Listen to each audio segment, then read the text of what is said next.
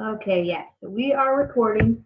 I'm just going to go over kind of my slides, the content of our team call for the recording, and then afterwards, if you want to chat, I'll stop the recording and we can go and just talk. Okay. So let me talk a little bit about kind of my idea for this week. So I wanted to talk about creating a long-term vision and staying resilient as a coach. So basically how to do this business long-term, because it's easy for anybody to be really enthusiastic when they first get started and they're so excited and like, yes, I'm going to do this new business, but like, what do you do when you're 3 months in or you're a year in or 3 years in or whatever? And that new enthusiasm has worn off. So I want to talk about how to stay kind of consistent and stay with this business.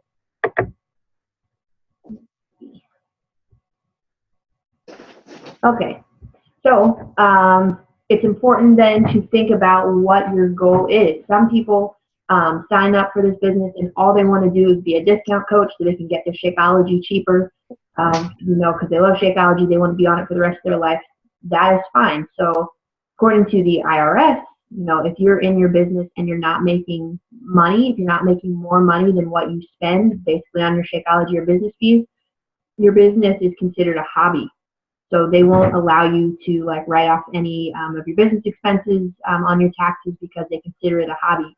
And the first year I did this, I tried to file, Shakeology and stuff on my taxes, and I had only been a coach for like 2 months by the end of that year. But they said, no, no, no, this isn't a business. This is a hobby of yours. And like that really stuck with me because I was like, no, I'm in this, to make money. I don't want to just have it be a hobby. So you need to decide, like, are you in this as a hobby, as something to do, or are you in this to really earn some money? So it's important to decide where your goal is. So the other thing to consider is, are you going to get where you want to be by playing it safe? So if you think about these like super top 10, super successful coaches, like do you think they got there by only inviting one person a day or every other day? Or they got there by just inviting like crazy, taking these, risks, putting themselves out there? So of course the answer is they took risks.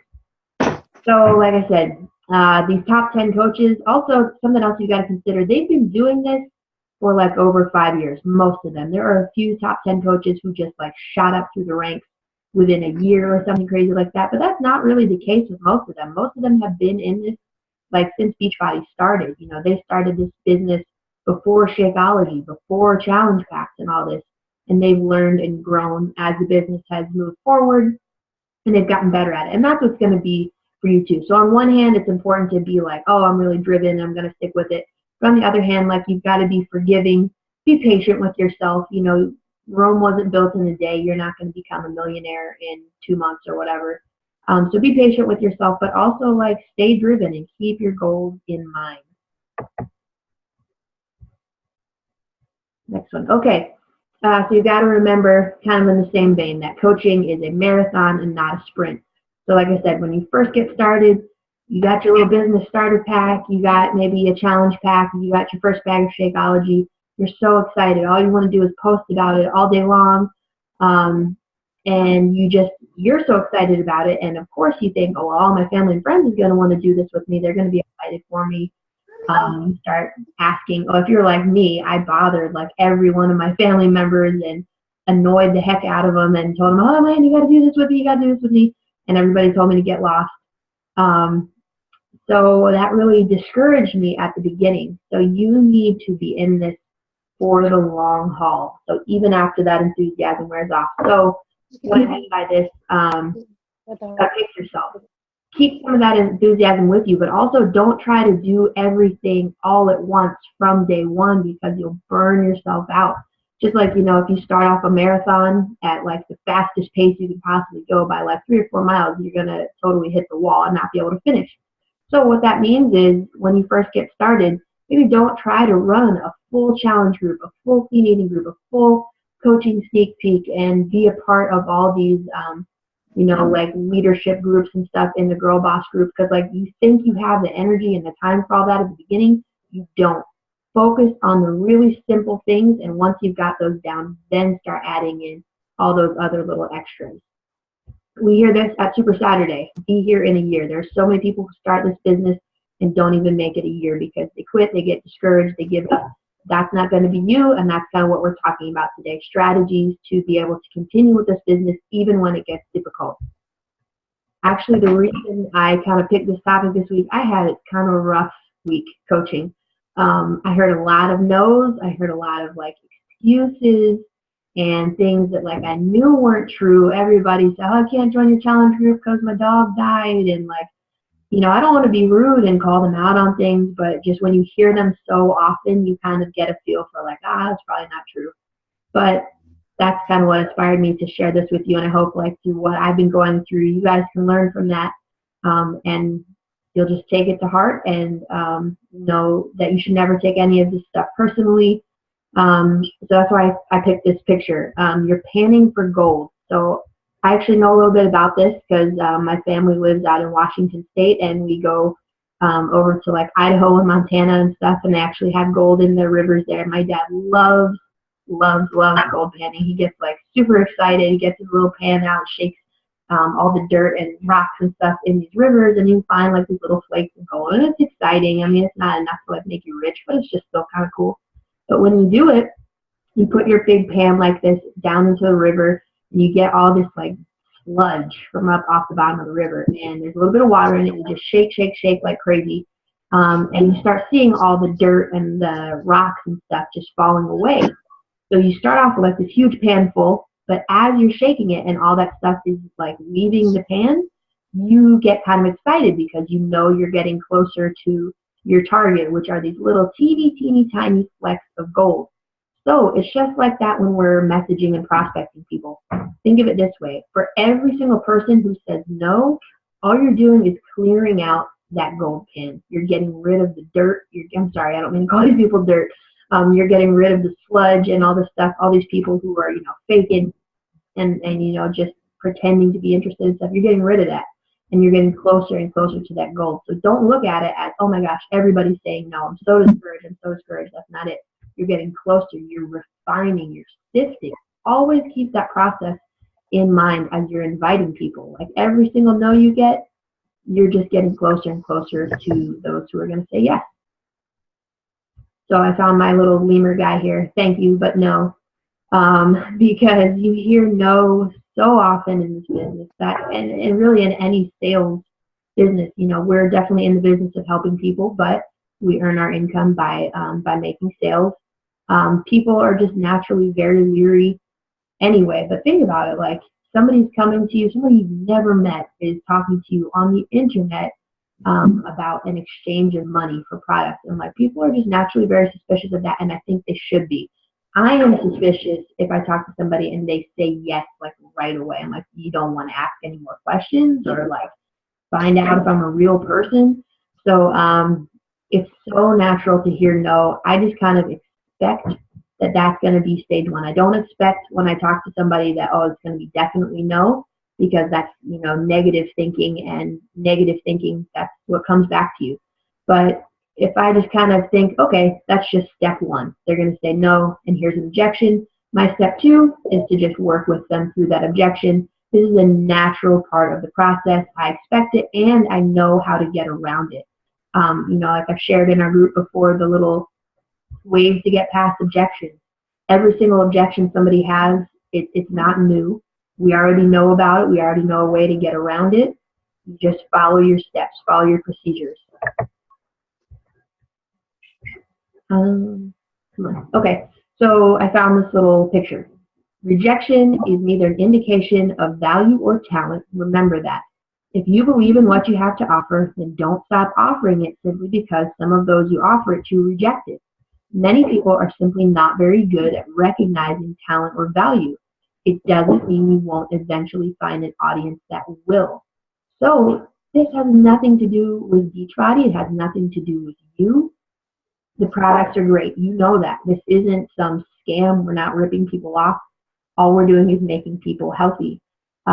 What you do as a coach has value. You are helping them reach their goals. You're helping them do something they wanted to do anyway.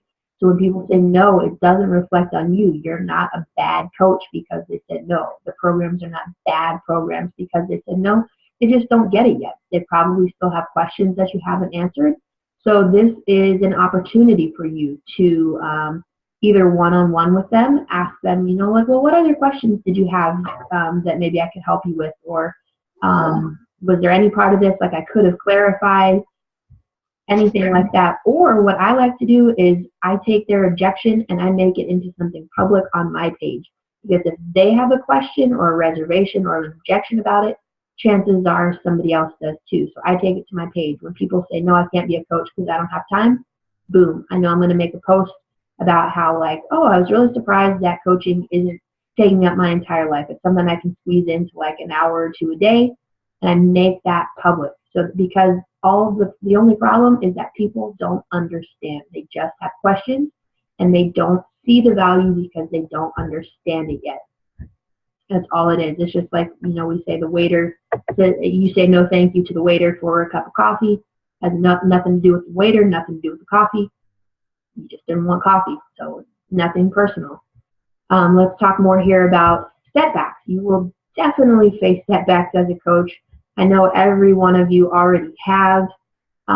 These are some of the possible things that can happen. Customers can cancel or return orders. I just had that. I had somebody, I think they ordered Shakeology maybe twice in a month. I don't know if they meant to do that, but then they decided to cancel it later. So I had like negative PV. I had a negative commission that week. So that means my commission for next week, I lost money on that. Oh man, that was a bummer. Like I had already seen it. It was already there in my office. I'm like, yes, awesome. And then it was gone, and it'll happen. It happens all the time. And it's not like that customer did anything wrong. It just happens. You'll hear no every single day. Every single day that you invite, you hear no. Of course, that doesn't mean that you should stop inviting, because if you stop inviting, you'll stop hearing no. That feels good. But you also stop hearing yes, which is what we definitely don't want.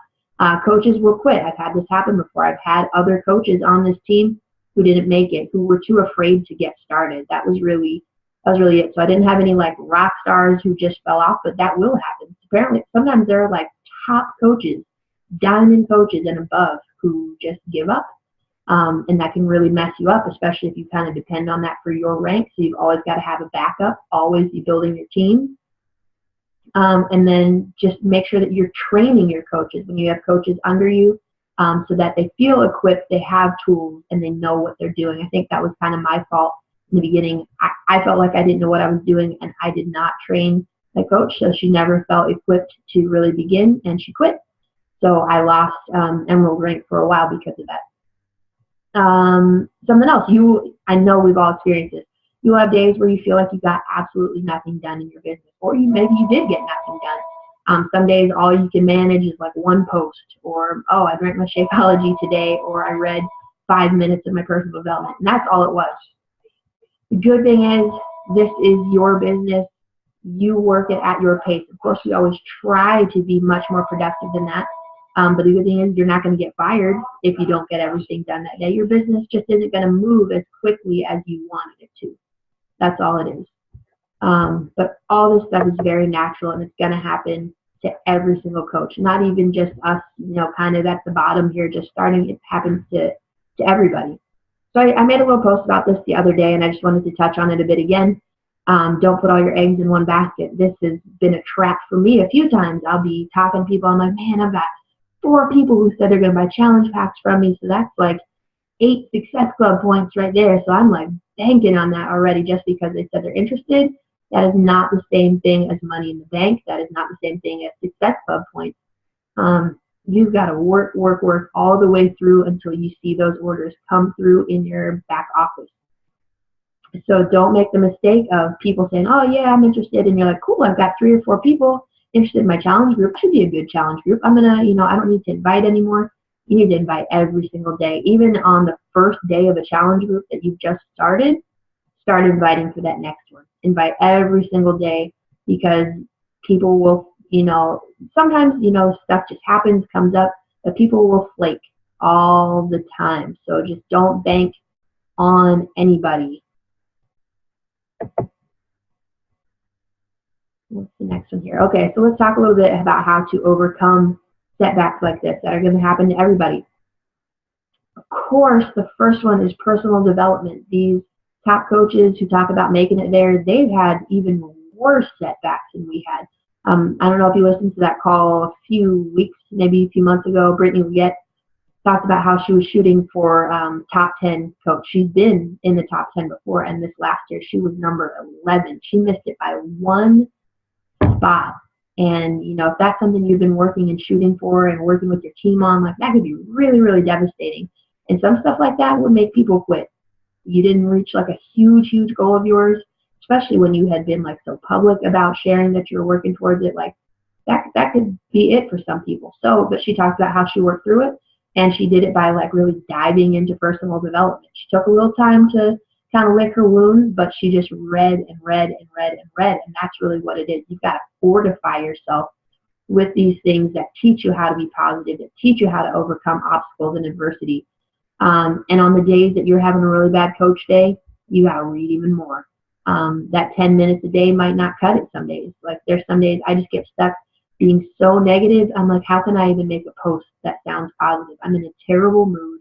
Nothing's going right today. So I just kind of pour myself into personal development. I might even start a totally different book in the middle of one that I'm reading if it's more like tuned in to what I need at that time. The other thing you need to remember is this is a numbers game. Don't get hung up on one or two people saying no. If you invite 10 people a day and only 2 say yes, you might feel really bad. You're like, man, I only got 2 people to sign up for coaching or 2 people to do my challenge group. But if you invite 120 say yes, that is awesome. You got 20 people in a challenge group. That challenge group is going to rock. It's still the same success rate. It's still 20%. But if you're inviting so many people, your business is just going to grow, and those rejections aren't going to sting as much because you're not putting so much stock. You're not living and dying so much for every single yes or every single no.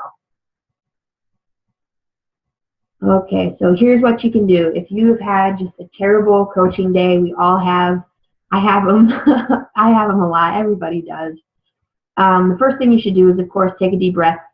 Take perspective. Was the whole entire day bad? Was everything just horrible? Or did a few bad things happen? And this applies no matter what you're doing. I know I can get that way of just, you know, one person said no, somebody canceled their order, and I'm like, oh, this day was terrible. It wasn't terrible. You know, I had my women in my challenge group are rocking and losing weight. I had a great workout myself. My shake tasted great. I did all my meal prep. And then these other 2 bad things happened. So take stock in it. Like, realize it was just a few bad things that happened. It wasn't the entire day. And were they even really bad? Remember, I told you guys that I had a cousin of mine who sent me a message and to let me know that she had become a Beachbody coach under somebody else. And I was like, girl, you know I'm a coach. Why didn't you come to me? And I was kind of hurt about that, but I was really just mad at myself because I hadn't invited her. So I was really upset about that for a while. And then like a few days ago, she sent me a message and said, hey, I'm not really digging my coach too much. Could I switch to you?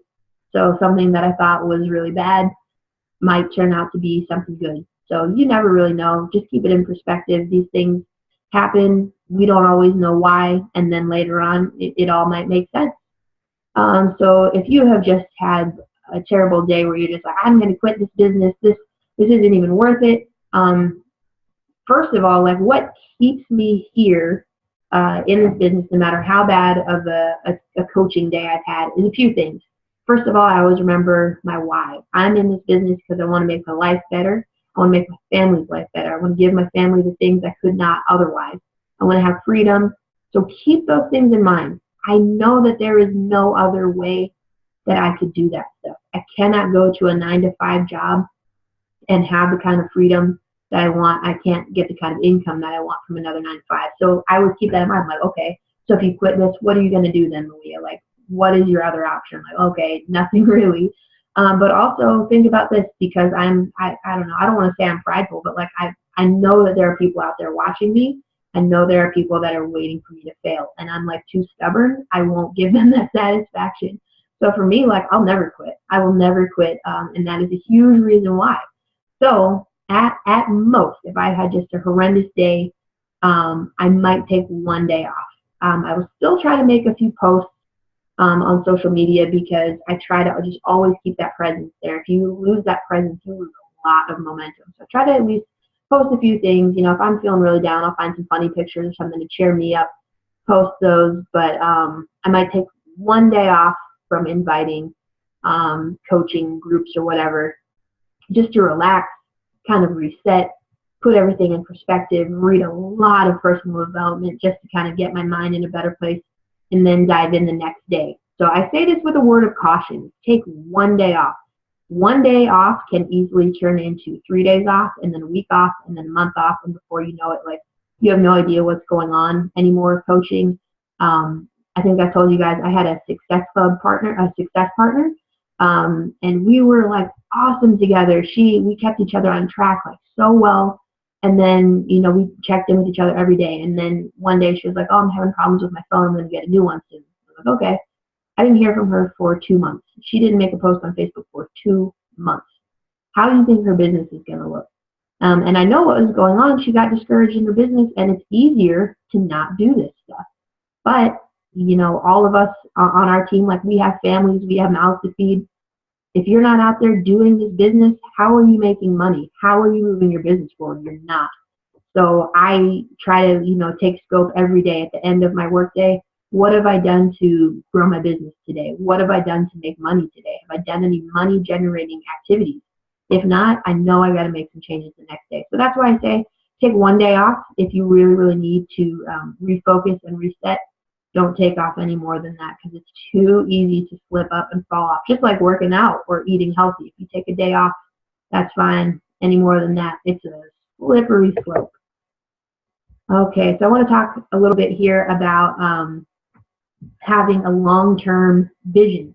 So how do you become a coach who has like a huge following? Have you ever seen some of these like Facebook posts from these top coaches that have 3,000 likes and stuff? Like, that is amazing to me.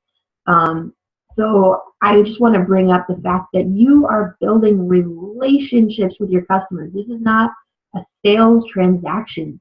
I know a lot of these like MLM companies, you sell a product. All right, girl, hope you like that mascara or whatever. Well, see you later. I'll send you an email the next time we have a sale on it.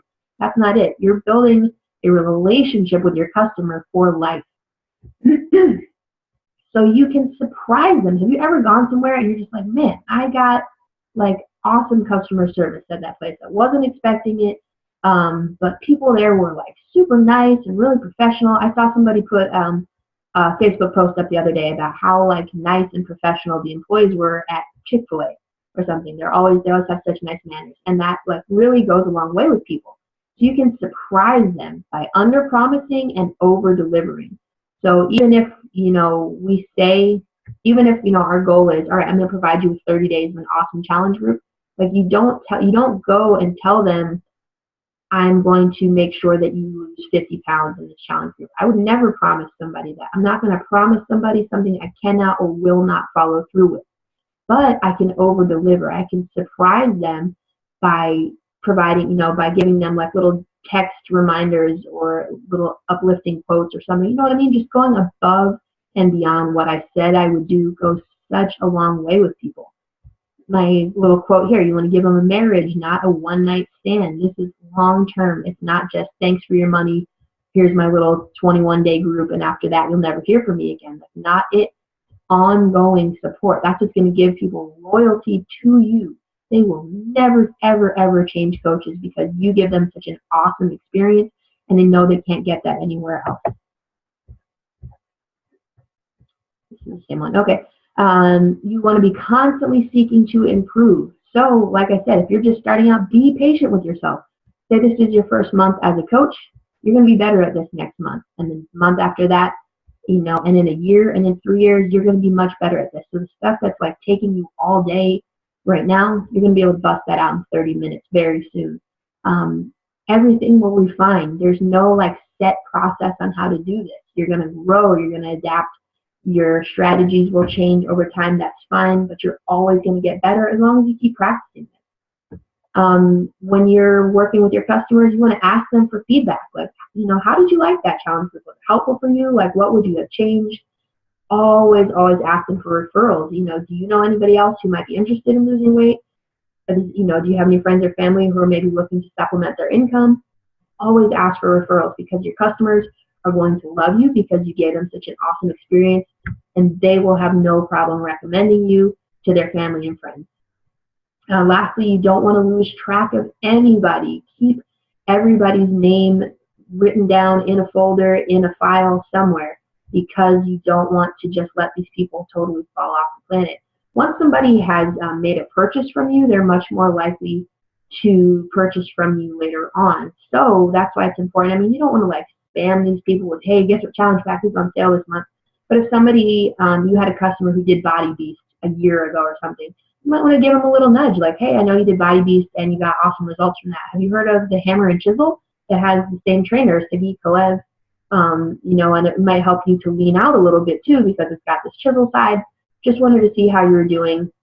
That's it. I mean, it's not just like a total advertisement, but because they're familiar with Beachbody, they're familiar with the product, they're familiar with challenge groups, like they're more willing to purchase from you again. So just give them a little nudge, a little heads up, and of course, just be checking in on them to see how they're doing. So is that it? I think that's, yes, that's the last one. So I wanted to close with my little quote here. As a man thinketh, so is he. So what I mean by that, in terms of, staying positive, staying with this business long term, if you go through every day of your business thinking, oh my gosh, I'm a failure, I'm terrible at this, then guess what? You are. I'm sorry to say it that way, but if you can retrain your brain through personal development, that's the only way I've learned how, to think like, all right, I'm struggling a little bit, but that doesn't mean I'm a bad coach. Or I had kind of a bad day, that doesn't mean I'm a bad coach. Or you can just keep telling yourself, I'm an awesome coach. I'm learning every day. I'm getting better every single day. That's what you are. If you tell yourself that you're a success, you are. If you even utter the words failure just by saying that, it makes you one. So just be really, really careful about your thoughts and getting sucked into negativity and just like pity parties and feeling bad for yourself because somebody told you no. That is not the way to make it in this business. And that, I think, is the biggest difference between the coaches who make it in the long term and those who fade away and end up just putting posts on their Facebook wall. I decided to leave Beachbody. That stuff was a scam anyway, and it doesn't work. And they said I was going to make all this money, and I didn't. Basically, what happened with those people is they got discouraged and they gave up, and so they decided to blame it on Beachbody. They decided to say the products were no good. And we all know that's not the case. So don't be one of those people. You've got to continually move forward. As long as you're continuing to grow, get a little bit better, try a little bit harder every single day, and don't get discouraged when things, don't turn out exactly as you wanted. Just keep moving forward. You will be here. You're going to be one of those coaches who makes it. You're going to be one of the coaches on the national wake-up call telling all the rest of us how to make it and how to be successful in this business. So that's pretty much all I wanted to share with you guys today. If you ever have a day where you're just feeling really discouraged, send me a message and we can talk about it, because man, I've been there so many times. I just don't want it to let it really get to you and let it really, really discourage you long term. That's not what this business is about. It's supposed to be, a happy business. We help other people. We're all about enriching lives. So that's what it should be for you. All right, so let me stop the recording portion here. We can go to, okay.